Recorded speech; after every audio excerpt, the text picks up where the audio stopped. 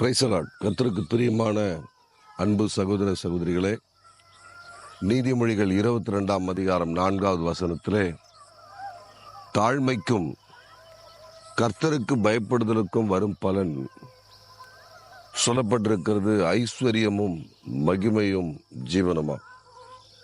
நமக்கு மகிமை இருந்தாலும் ஐஸ்வர்யம் இருந்தாலும் ஜீவன் இருந்தால் தான் அதெல்லாம் அனுபவிக்க முடியும். நிறைய ஐஸ்வர்யம் சேர்ந்தார்ன இல்லை, ஒருவேளை பெரிய உலகம் முன்பாடி பெரிய ஆள் என்று சொல்லி பெயர் பெற்றால் என்ன, உசுர் இருந்தால் தான் எல்லாத்தையும் நாம் ருசித்து பார்க்க முடியும், அனுபவிக்க முடியும்.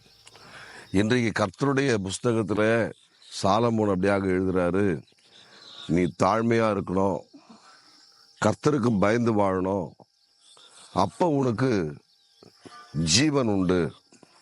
அதாவது உன் ஆயுசு நாட்கள் பெருகும். உன் ஆண்டவர் மகிமையாக சிறந்திருக்க பண்ணுவார். ஒரு மகிமை, உன் ஆண்டவர் உயர்த்தி வைக்கத்தக்கதாக மகிமை, அநேகர் உன்னை புகழத்தக்கதான ஒரு மகிமை.